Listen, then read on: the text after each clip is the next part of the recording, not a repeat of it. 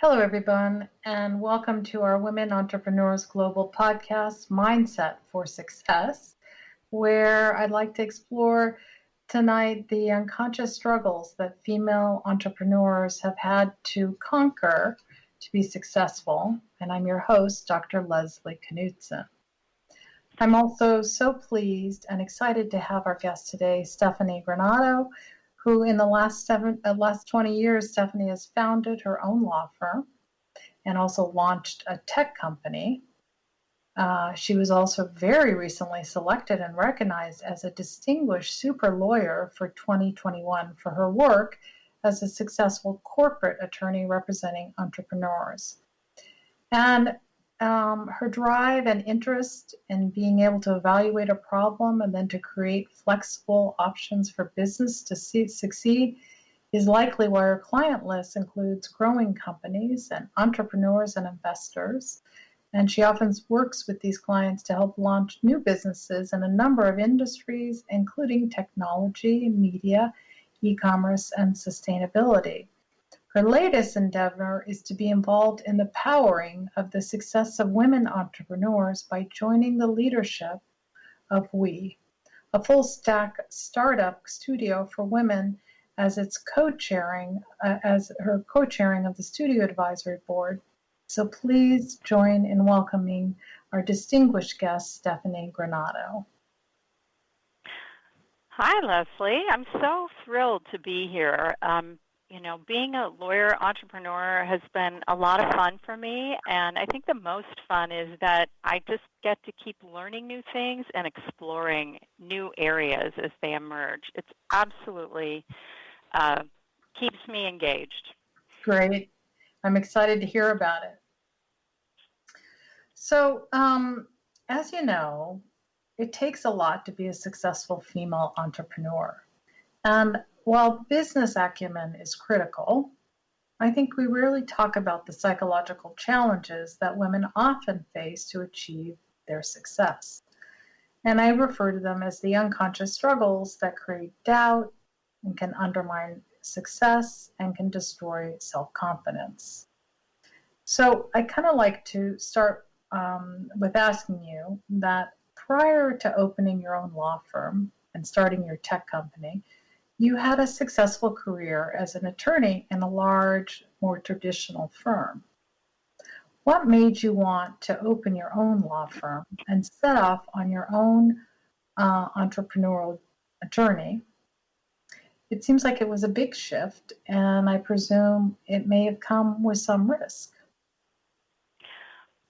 It was a big shift. It was a big shift in mindset. When I graduated from law school, going to a big law firm was a natural. I went to school at Yale in Connecticut, and then I headed to New York with many, many classmates, and it was just considered the absolute apex of what you could do. And I did it, and I think about 18 months into my 3 years, I realized that the prize that, we were supposed to be shooting for, a partner, just came with a lot of things that I didn't want in my life. I mean, you really didn't have the freedom or the flexibility that I wanted as a human and also as a lawyer. So part of being a lawyer at a big law firm is you work on the clients they want you to work on, you do the rotations. You go in the morning, and it's a 6 to 7 day a week job. So I wanted to do something that was more creative and more flexible. Initially, I didn't know how to do that, so I moved back to Los Angeles. I got a couple offers. I flew out for a weekend about my third year in New York, and I got a couple offers.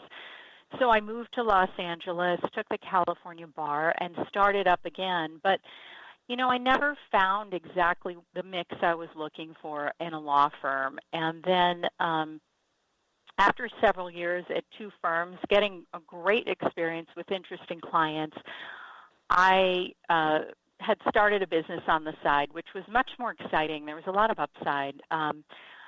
As a lawyer, I was bringing clients into the law firms, but there's a lot of structure you have to put them through. You have to have a partner. I wasn't a partner. You have to have a junior associate. So pretty soon my entrepreneurial clients were bogged down with the billing structure and the rigor of going through that. So they were, they didn't want to stay. They wanted me, but they didn't want the firm structure. So that got me to thinking. And then I started a business on the side, Terra Image, with some folks in the defense space. And that really was not something you were supposed to do in a law firm. So bad me. And then I had a daughter, so I kind of hit the trifecta of things, you shouldn't be doing in a law firm.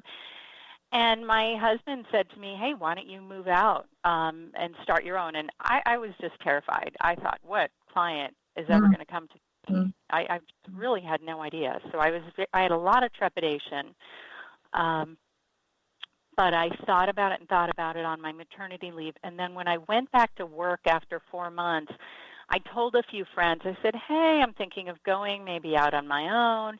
And literally within a week, a friend had brought a significant transaction, a significant sale of a company to me and said, when can you start? And I said, gee, I got to give notice. So I gave notice immediately. I started 2 weeks later, and I did this very large sale for a client who then became an anchor client for the next several years while I built my practice. So in some ways, what I want to say is your clients early on, the entrepreneurs, saw in you what you already sort of instinctively knew about yourself, that you wanted to do something that was, more of your own and less sort of about toiling away without having creativity and maybe even a say in things. So you were able to find a good solution to get out and do something that was meaningful to you. That's exactly right. Being able to pick clients and areas of interest keeps me engaged. I love learning from my entrepreneurs. By this point, I have several who are serial entrepreneurs, so they've launched and started multiple businesses. I have one who came in the very beginning, and he was literally on the verge of losing his house because of an SBA loan. And with a colleague, we negotiated him out of that loan. He was able to salvage the business, sell off a little bit of it, then started another one 5 years later, sold that to a buyer for a significant sum, went to work for the buyer. After 5 years, rolled out and started another business, and we just sold that one in early 2020. So they're great stories, and I love being part of those stories, and I love being part of the client teams. For me, that just makes it fun and interesting. And again, they see your fun, and it's a win-win for both sides, I think, and that's what makes doing what you're really passionate about kind of exciting, but also just kind of continue good things happening over and over again. Well, that's right. Oh, go ahead. No, I'm sorry. Go ahead. No, I was going to say that, one of the things that I've loved so much about working with different entrepreneurs is getting to learn about different areas of business. For example, live events. I hadn't worked with a live event until about 10 years ago, and I got a live event client. And, over the next 8 years, really came down the learning curve on how those work and the economics. You could say the same about different threads of technology, the CBD and cannabis business, which is now emerging strongly in California. So that learning process is energizing. There's always a fear factor at the beginning of, I don't know about, your business and your industry. So I kind of take a deep breath and say, I've got to learn about this. But it works, especially when you're really upfront with the client. Just say, you know what, I love this area, I'm in the learning process, and you know more about your business than I do, but I can help support you as a lawyer. Exactly. Let me ask you something else. You negotiate deals all day long on behalf of your clients. And for some women, asking for money, whether they're a female exec or a female raising capital as an entrepreneur and negotiating term sheets can be intimidating. And I wondered if you have any ideas or understand why it's so hard for some women to ask for what they feel they deserve. And do you see a difference This is actually a two-pronged question. How men and women approach negotiations. Let's start with the first one, why it's so hard for women to ask. I mean, I do think there's a socialization process. We're feeling lucky. We're, wow, I'm often the only woman in the room and so happy to be there. And you don't want to push your quote luck, you don't want to push it and blow your deal. And I think women just need to learn and experience more of stepping into power. And what that feels like. I think practice, training, mentoring, networking, and supporting each other and how that works is very, very important. I don't at all think that negotiation is a natural skill. It did not come naturally to me. And I wasn't, the young guy at my dad's knee listening to his business conversations. So I try to bring my daughter along in that respect. Part of it is just knowing how to talk and knowing to be very, very prepared for a negotiation and knowing that what your boundaries are. And I think that can give some feeling of security to push the boundaries. And what do you mean by that? What do you mean about boundaries?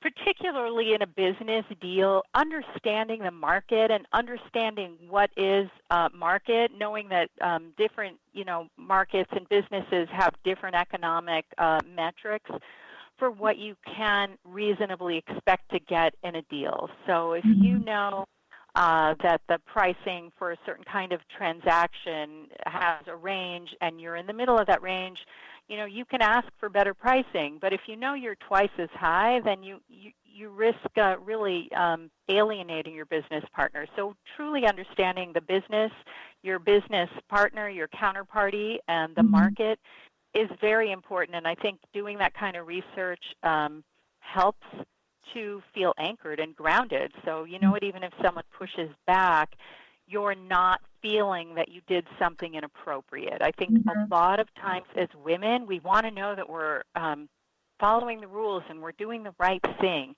And maybe we need to do a little less of that. But my solution is research. Just to say less than that and more sort of about being, having all the information that you absolutely need to feel like you're anchored and you know what you're talking about. Exactly. And it doesn't have to be all of it. You have to have a good grounding, Right. As women, I caution women not to be overly perfectionist and not to be don't overthink it, Believe in your value and know that you're, in the market and where you are in that market. With men, I see them pushing the boundaries much more. They have no fear, and there's a sense of, I'll walk away if this isn't a good deal. And that is extremely powerful. I do have some women clients who come from that place, and it's powerful. I mean, if someone wants to do a business transaction with you, whether it's a sale or a financing of your company or a commercial agreement to provide goods or services, if you offer pricing that's too aggressive, the most they can say is they can say no, and so if you hear a no as, come back to me with something better, the best is you get a counteroffer, which you can then counter, because I don't like people to negotiate against themselves. But the worst you can hear is no. And so understand the value of each deal to your business and whether you're prepared to walk away from that deal if you don't get a deal that's profitable for you. Because at the end of the day, profit is, the key to staying in business. And how might you advise women to get over the fear of rejection or what you're talking about in terms of being able to negotiate? What